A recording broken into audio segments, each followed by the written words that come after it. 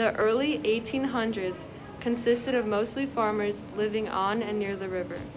They farmed cash crops such as corn, wheat, and tobacco.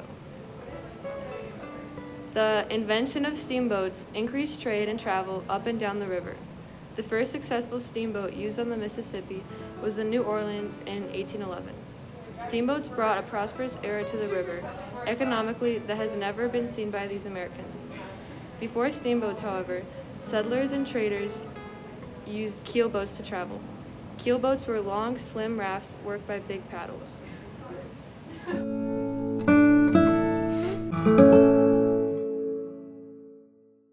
The late 1800s was when many cities near the river, such as St. Louis, Memphis, and New Orleans, became industrialized. Farming became less popular as industries continued to expand along the river because of the easy water access for imports and exports. The living conditions for farmers and factory workers did not increase. Farmers became indebted and laborers dealt with unsanitary factory conditions. Wildlife discoveries included bisons, prairie dogs, and a lot of fish. More than 120 species of fish live in the waters of the river. They include channel catfish, cutthroat trout, and blue catfish.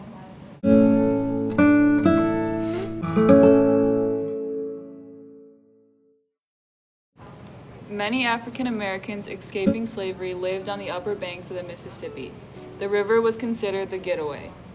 Fun fact, the Mississippi is a border between 10 states and runs over 2,350 miles.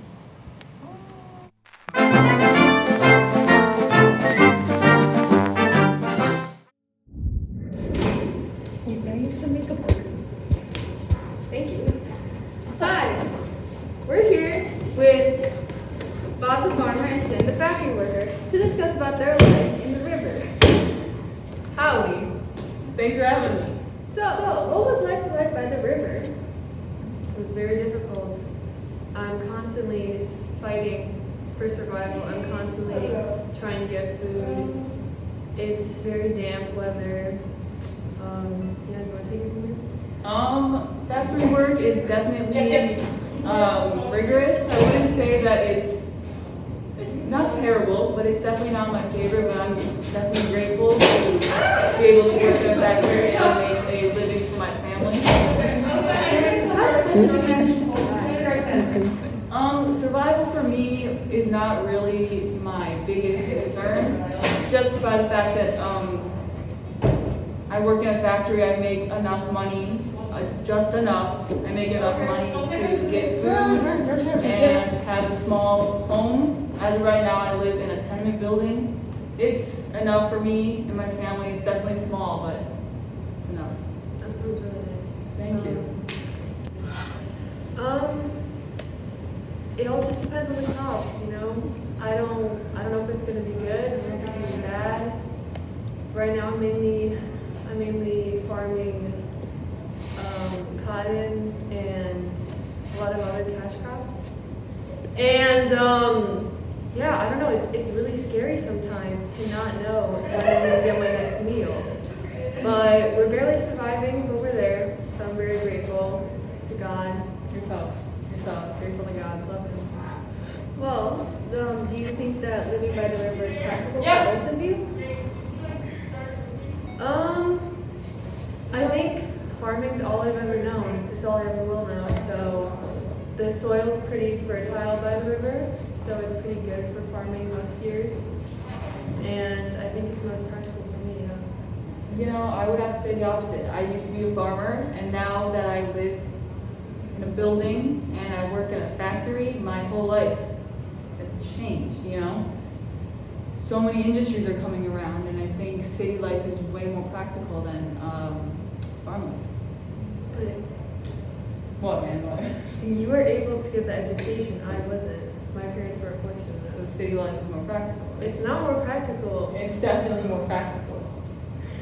but You just no. said you're struggling to survive. I just said I'm eating well. Okay, but what about your working conditions? We haven't. Don't Also, the South is doing horrible in manufacturing. I'm so sorry. Can you continue, please? Well, since both of you have working lives, was education practical for both of you, or? Yeah. Can you even read? didn't think so. I know how to read. Objection! I was raised by very loving parents, and although I was not fortunate enough to be sent to school, I got hard earned working. I made it hard earned working, and I fought for my survival. And I will have skills that you'll never have. Living and working in a factory, just tinkering with your toys, tinkering with the machines. I am educated. I know how to read. I know how to write, and I'm really grateful for knowing how to read and write because I know that some people have less. Working life, conditions for both of you, actually. Yeah. My working conditions not good. You know, 1+ the farming, you kind of are your own boss. I have a boss. He is not good. He's horrible. Working conditions, they are really rough. You know, there's really no sanitation. It's hot, you know, I'm in the heat. There's no ventilation or anything, and there's really no regard for any of mine or my workers' health. I really feel you, but farming has its benefits too, because I am my own boss. Although it all does depend on nature, I still work very hard, and I provide for my family. And the working conditions they're hard, they're strenuous, but I am very grateful to have my farm, my little farm. So, You always maintain your home. I maintain my what? Do you have like anybody else working for you since you're boss? I do have slaves. Yeah. It's not something, I think it's just economically the best option for me, you know? And I mean, I've never really cared much for them, so it's just a good source of labor. City life, I'm a factory worker. I do not have or own slaves.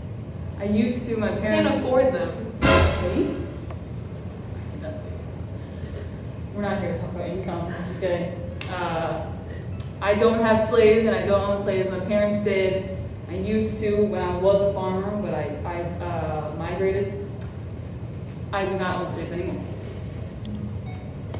Now that I'm hearing both of your lives by the river, do you recommend river life for anybody else? Oh, yes, I do. I think that the South is a really good community, and although there's a lot of poverty, I don't think I could ever leave it, and I think you will always find a home in the South near the river. You know, I do recommend Southern life. Southern culture, you know, The food. Southern food, yeah, I totally recommend it. I do recommend it, yes. Especially city life, you know, working in factories. It is, you know, I'm sweating and it's dirty, but it's worth it. And I do recommend it. It's a good job. The most important part is to have a job, to make a living for your family. No matter what. You fight what you believe in. Well, folks, I think that is all for today. Thank you for watching.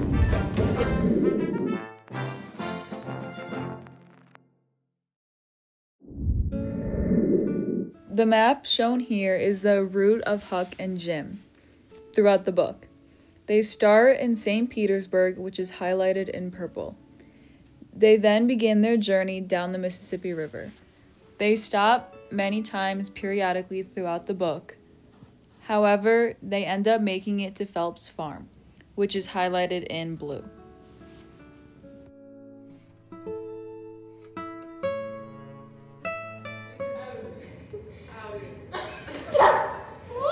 Here with Bob the farmer. And I'm Sam, the factory worker. And we're here to talk. No, we're good.